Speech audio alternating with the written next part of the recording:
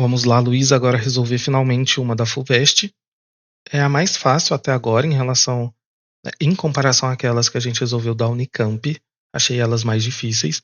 Essa daqui tá um pouco mais tranquila, mas vai permitir que a gente discuta algumas questões conceituais muito importantes, tá?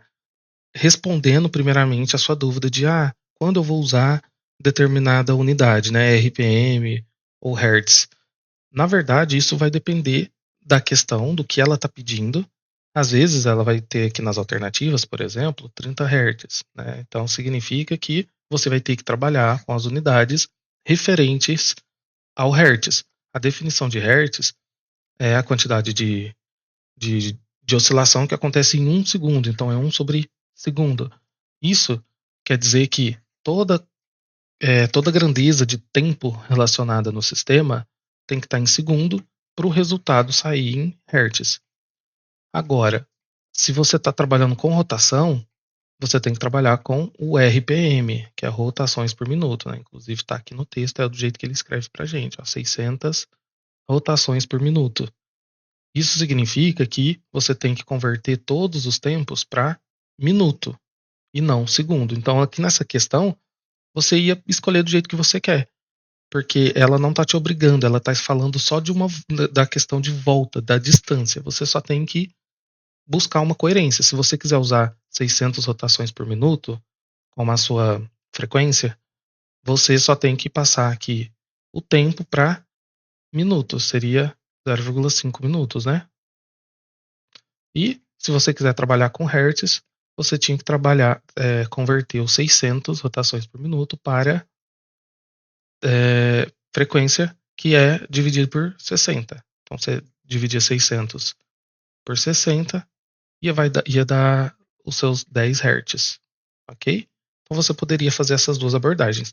Assim, se você tiver muita dificuldade, a minha recomendação é sempre converter para o sistema internacional, sempre. Em qualquer exercício, em qualquer contexto, sempre passa lá metro, segundo, quilograma, hertz, vai sempre usando com o sistema internacional e aí, com o tempo, o seu cérebro para de pensar nisso, de gastar energia e as coisas vão ficando mais automáticas, tá? A maioria dos vestibulares, as provas assim, trabalham muito bem e exclusivamente com essas unidades. Tá? Então, se você quiser economizar energia, você pode fazer isso, certo? Então, agora eu quero trabalhar com você uma questão muito interessante aqui, que assim, tem várias formas de resolver essa questão. Eu vou fazer a mais fácil, mais simples, que é essa daqui, usando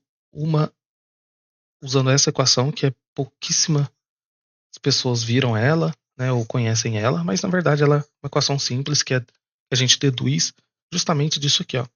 Talvez não esteja familiar para você essa equaçãozinha, mas nada mais é do que distância é igual a velocidade vezes tempo, que nada mais é também do que a nossa famosa velocidade média, a variação do espaço pela variação do tempo. Isso aqui só está reorganizado, né? Chamou WS de D, delta T de T, e vai ter a mesma equação. Tudo isso aqui está relacionado com a cinemática que a gente já viu para movimentos retilíneos, né? Ou seja, que não são circulares. Aqui a gente está trabalhando com o movimento circular famoso M, MCU ou MCUV, né? Movimento circular uniforme.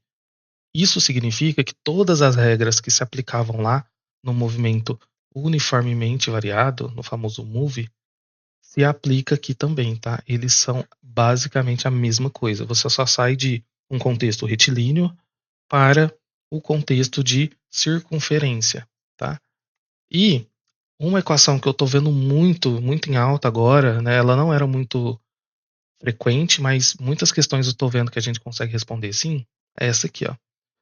Que a velocidade média é a média aritmética das velocidades. Então, a velocidade final mais a velocidade inicial dividido por 2.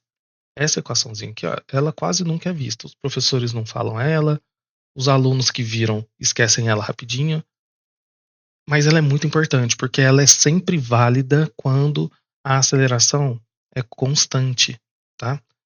Quando a aceleração é constante, ela é válida, seja lá no movimento retilíneo, quanto aqui no movimento uniforme. E por que isso facilita a nossa vida? Bom, porque fazer médias é muito fácil.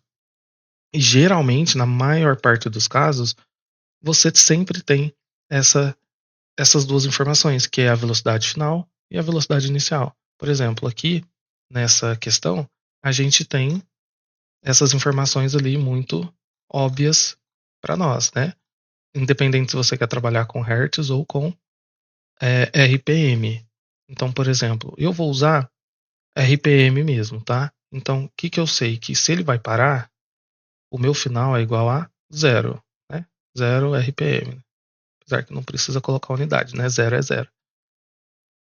O meu inicial é 600 RPM, minha frequência angular, tá? E mais informações que a gente pode tirar daqui é o tempo é igual a 30 segundos, ou ele é igual a 0,5 minutos, certo? Se a gente quiser fazer aqui também, lembrando que é só dividir por 60, isso vai dar 10 Hz. Então você escolhe, né? Você trabalha com Hz de segundo ou com 600 RPM, 0,5 minutos. Só lembrando ó, que para fazer essa conversão, a gente divide por 60. Certo? Então, daqui a gente pode tirar essa relação que eu fiz. Se a distância é a velocidade vezes o tempo, né, a velocidade média, como a gente viu ali, ó, é a média das velocidades. Você só vai trocar, em vez de ser velocidade linear, que a gente vê lá no Vzinho, né? Vai ser o nosso ômega aqui, que é parecido com o W, que significa que é a nossa velocidade angular. E daqui para frente você só substitui os valores.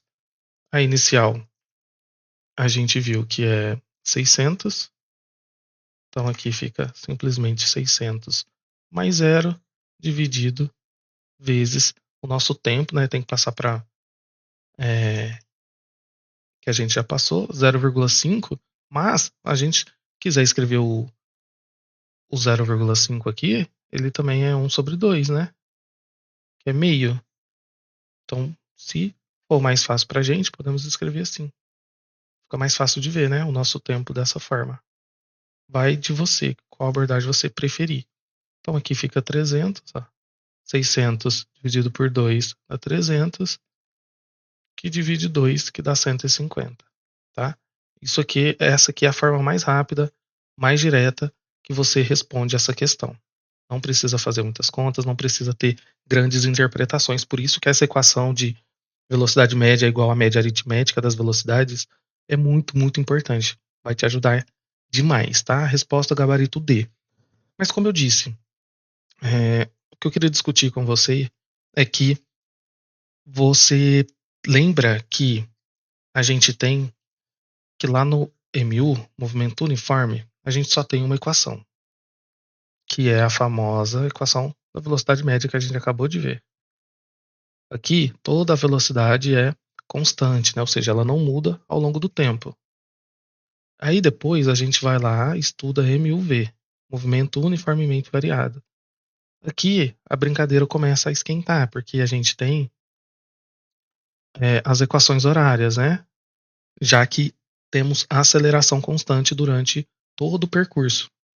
Então lá a gente tem que isso aqui é igual a V0 vezes o tempo, mais AT ao quadrado sobre 2. Essa aqui é a equação horária da posição. Você tem que a velocidade é igual a V0, mais aceleração vezes o tempo, equação horária da velocidade. E a gente tem Torricelli, que é a equação onde a gente 2 vezes a ΔS. É a equação independente do tempo. Ó. Pode ver que o tempo sumiu da nossa equação. Ela é importante justamente para quando o exercício não passa o tempo que aquilo ocorre e também não está pedindo o tempo. A gente vai sempre usar ela. Certo? Então por que eu estou te falando isso? Quando a gente vem para o MCU, quando a gente vem aqui para o movimento circular uniforme, tudo isso aqui ó, continua válido. tudo, tudo, tudo, tudo, tudo, absolutamente tudo. Você só vai trocar as velocidades lineares para a velocidade angular. Então, se você esquecer as equações, você pode simplesmente substituir. Então, só um exemplo, ó, essa daqui da velocidade se tornaria, então, velocidade angular final é igual a angular inicial, mas se você quiser colocar até uma aceleração diferente aqui, ó, podemos colocar um alfa, geralmente é um azinho diferente, vezes o tempo. Só isso, tá?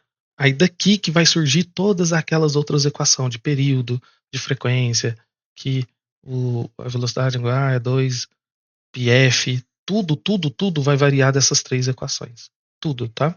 Não vou fazer aqui por motivos óbvios, né? Demora um pouquinho demonstrar isso, mas eu queria que você tivesse essa noção. Se você se perder no meio do caminho, basta você trocar aqui as variáveis e você só tem que entender o contexto. Por exemplo, quando a gente está falando de um movimento linear, a gente está aqui, né? Aí a gente está falando que isso aqui é um ΔS, é uma distância aqui que eu percorri, certo? Aí eu vou lá e chamo, né, velocidade ΔS sobre o tempo.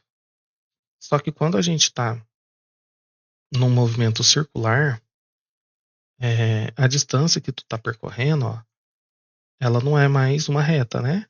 Então, o nosso ΔS seria isso aqui.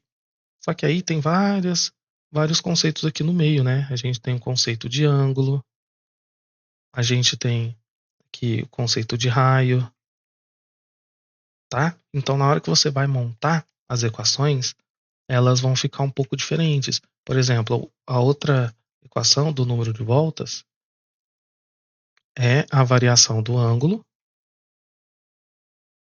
pelo tamanho que tu vai dar a volta, que é 2π, né? 2π é a circunferência completa. Então, se eu pegar a minha variação angular aqui, ó, eu tenho um ângulo associado aqui, ó. Se eu pegar aqui, eu tenho um ângulo associado, né? E aí, quando esse ângulo vai variando inteiramente aqui, ó, toda a minha distância, que é 2π, eu tenho uma volta. Ou seja, se eu calcular a minha variação do ângulo e dividir por isso, eu teria também aquele 150, tá? Então, enfim, são várias abordagens. Eu queria que você tivesse isso em mente. E principalmente para perder o medo, porque tem muitas equações, né, nessa parte da física. Só que, na verdade, todas elas são deduções dessas três equações aqui que a gente já conhece. Tá bom? E aí eu recomendo muito que você veja como que essas deduções são feitas, porque se um dia você precisar esquecer, tu faz ali na hora, tá? Porque não é difícil, é só lembrar basicamente desse desenho aqui, que todo o resto vai sair automaticamente, tá? O período, a frequência, você consegue tirar todas dali. Certinho? E tenta entender e decorar também essa equação da média das velocidades. Vai ser muito importante aí na cinemática. Qualquer dúvida, me manda mensagem. Até a próxima.